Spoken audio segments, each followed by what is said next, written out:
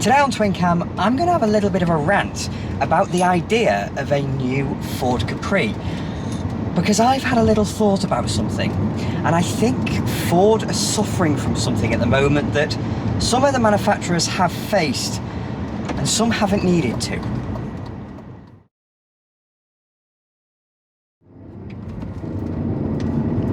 So this video isn't going to be some kind of rant about how much of a travesty it is that they're putting the Capri name on an electric SUV. Because it'd be very easy for an armchair critic like me to say that it should be a rear-wheel drive, affordable coupe with the availability of 6-cylinder engines and a manual gearbox. And yeah, I do believe that, but that's not the point. And it's a marketing thing at the end of the day. It's a marketing thing, not an engineering thing. So, my point. Ford of Europe has gone through a number of revivals over its history. And it's gone through many different eras in terms of marketing, in terms of engineering, and the kind of cars it's produced.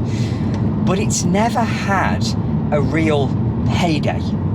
Ford in Britain, for example, has been, well, isn't anymore, but was up until 2021 or so, the most popular car brand in the country. And it had been for 50 years, since about 1970. So Ford has always been at the top, and so it's never felt the need as a volume car manufacturer to have a particular character to its cars. And this isn't me saying that Fords are rubbish or anything like that. I like Fords an awful lot. But they've never had a clear lineage in terms of engineering or design. Look at its, mid-sized family car line, for example, starting with the Anglia in 1959. That was replaced by the Escort in 68, that was a totally different style. Then you had the Mark II Escort, which was the same car, but again, totally different style. The Mark III Escort did that again, but with also brand new engineering.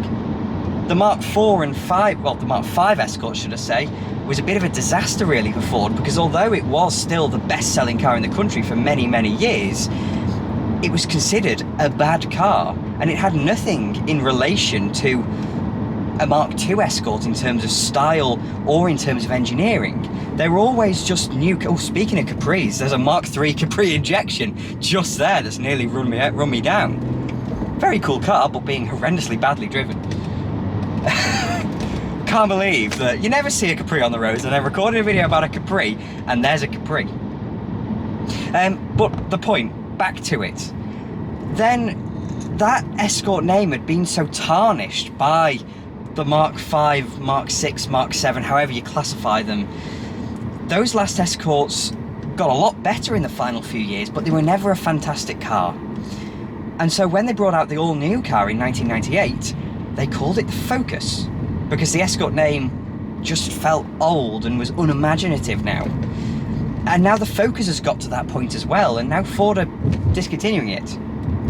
Ford don't have a serious lineage in their cars. They've made some great cars, but there isn't that shared run throughout their cars. It's the same with their big family car, which of course the Mondeo is now discontinued, but the Mark I and Mark II Cortinas were relatively compact saloon cars, and they share a lot.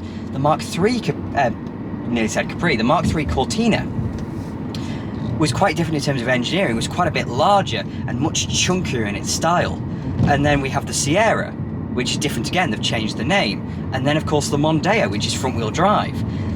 There isn't a shared philosophy in any of Ford's cars. The only line that has that shared philosophy is the Fiesta line.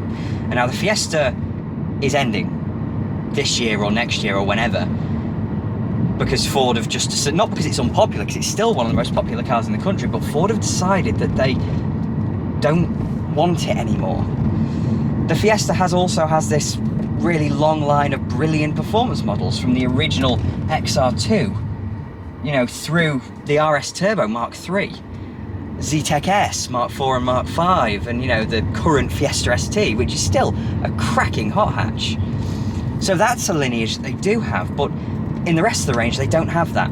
Now compare this to the likes of BMW. Now, since about 1965, BMW has had a clear philosophy. Their cars have been flagship by 6-cylinder engines, rear-wheel drive, and a general sense of BMW style. Hofmeister kinks, kidney grills, all that kind of stuff. BMWs are identifiable as BMWs. Now that is quite quickly being eroded by the new 1 Series being front-wheel drive, lots more 4-cylinder engines, 4-wheel drive, etc. But a BMW is still recognisable in many, many ways as a BMW. So that lineage kind of continues, but it has definitely been there since 1965. Now, of course, BMW is a premium manufacturer compared to the mainstream of Ford. But in the modern world, BMWs are not exclusive anymore. Ford and BMW are on the same plane because BMW have the 1 Series. BMW are as popular now as Ford in the UK because of good finance and lease deals. A BMW is no longer something that's unobtainable, and the Ford Mondeo died because Ford failed to compete with the likes of the BMW 3 Series, Audi A4, Mercedes C-Class and the like. But if we do turn to the mainstream, we can look at a manufacturer like Peugeot, who did have a philosophy for a while, but then lost it by designing totally different cars, and as a result, it really, really damaged the brand. What I'm talking about is the 205 era of Peugeot. So the 205 launched in 1983, I think, and from that point on, it's, a lot of people say that the 205 saved Peugeot, and to an extent, it really did. And after the 205, you had a raft of cars like the 405, for example, which were very, very well-regarded, brilliant cars that were identifiably Peugeots, both in terms of engineering and in terms of style. And the way they drove made it feel like a Peugeot. There was something tangible and brilliant about a Peugeot in the 1980s. And they managed to continue that through the following decade, because in 1990 they launched the 106, which replaced the lower half of the 205 range, and it looked vaguely like a 205 and it drove like a 205, which was brilliantly, but in a much more modern package. Then in 1993 they brought out the 306, which again looked like a 205 and drove brilliantly. So from 1983 to definitely up to 1998, Peugeot had something about them. There was an identifiable Peugeot character to the cars. And you could argue that even the 206 had this to an extent, because although it looked very different, it was still identifiably Peugeot, and when it was launched, people loved the 206, and it was enormously successful.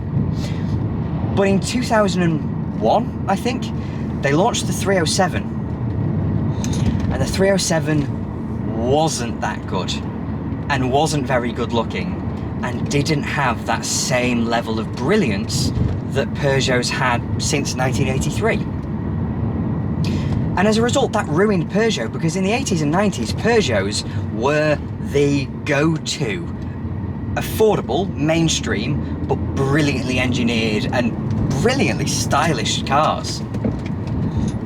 Everybody worth their salt had a 205 GTI. You could have an MI16, you could have a 309, and they were all great cars, and people loved them for that, and they continued that through the next decade. And look at the prices now of a 306 GTI 6 or a 106 GTI or a 106 Rally even. They're all getting expensive because they were brilliant and they were Peugeots, proper Peugeots. But then they lost it. And then you have that Top Gear sketch, if you remember from about 15 years ago now, of the modern Peugeot driver, and how awful Peugeots became, and how Peugeot must have had a meeting in the late 90s to say, we'll stop making sporty, brilliantly stylish cars and instead make terrible cars. And it fundamentally damaged the Peugeot brand, massively so. And what it's meant is that Peugeot had an era in which they made brilliant cars. And over the past generation or so, they've tried to hark back to those a little bit. So the 208 GTI, for example, or any 208, had that little strip on the rear pillar that was a bit like a 205. These little things that they're trying to weave into their modern cars to make them look or feel like their old ones, because they had something tangible about them for that period. So going back to Ford, and I don't think Ford ever really had that. Ford kept reinventing themselves and doing brilliant things. So the Mark 1 and Mark 2 Escort, for example, were brilliant rally cars and were loved for that. Everyone loved the Mexicos and RSs and all that kind of stuff. Then the Mark 3 launched, and it didn't really have much to it to start with. But eventually there came the RS Turbo, and people loved that for its own thing. But again, there were a few more generations where, you know, there was the Escort Cosworth, but it wasn't really an Escort. But then the Focus launched in 1998 and was a total revolution in not just how Ford engineered their family cars, but how the motor industry in Europe operated. Because those cars were so good that everyone else kind of stood up and looked at Ford, and the Focus was the best-selling car in the country for years because it was brilliant. We had a couple of Focus RSs, for example, and they were great cars. You know, in the Cortina class, you had the Mark 1 and Mark 2 Lotus Cortina, and they were great, but when the Mark 3 came out, they lost that. We had the Sierra Cosworth that did it, but since the Sierra Cosworth, there's been no special big Ford. It's not happened. We were teased for years and years and years with the idea of a Fiesta RS, but of course that never happened, and it never will happen now, unfortunately. So, if you catch my drift, Ford totally revolutionize themselves every few years because they have to, because they never stay the same. They always change to try and keep up with what the volume consumer wants, alongside a sense of sportiness, alongside a sense of desirability to their cars. But now Ford are at a turning point because they don't have their own electric platform from which to start a revolution off. And whatever you think of them, electric cars are something that every manufacturer has to think about in 2023. It just has to happen. It has to be done. And Ford now are using Volkswagen platforms, which, you know, whether you like it or not, it's a thing. And so Ford has to find something in its arsenal to draw people to their cars, because there's nothing to encourage people to buy a Ford at the moment. Ford have fallen from being the most popular car manufacturer in the country, making the Fiesta and the Focus that were phenomenally popular cars. They're now falling off a cliff. People are talking about the possibility of Ford pulling out of Europe altogether, because they've just hit a fence. They've just hit a proper brick wall, and they've realised that there isn't anything to draw on that they've been doing of late that can take them forward into this Volkswagen platformed era that they're trying to operate in now. And that's why they're doing the Capri, because Ford feels the need to have this sense that BMWs have. People buy BMWs not necessarily because they're fantastically engineered cars now, but because BMW has a brand image and it has a perception about it. Peugeot had that in the 80s and the 90s. Now they don't. The Mini, for example, is a good case in point, because the modern Minis, there's nothing special about them whatsoever. But people buy it because it's a Mini. And there's something intangible about that name, because there's an allure to it. People care about the Mini, and people are encouraged to buy the Mini. And so Ford are trying to chase something like that. And so they're thinking, oh my God, we need something that people tag onto. And so they brought out the Puma a few years ago. And although the Puma wasn't made in massive numbers, the original Puma Coupe, should I say, it was a Fiesta-based fun coupe that people look back on with fondness. And so they brought back the Puma name. But now, for, you know, essentially the Focus replacement, well, it looks to be the Focus replacement anyway, they're looking to the name Capri. Because although the Capri did have a dodgy image at one point,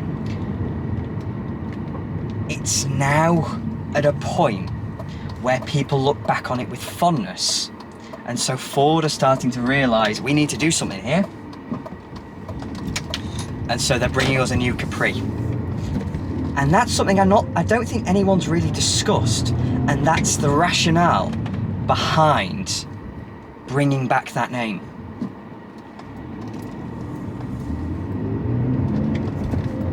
So this isn't a video about the Capri as a whole, but it's just a little point about the revival of that name that I don't think anyone's talked about. And I only thought it up this morning. I thought, let's make a video about that. And I want to know whether you lot think that's the same, because it is massively questionable what I'm saying here, but I wonder whether Ford are now panicking and are thinking, oh my God, we need character.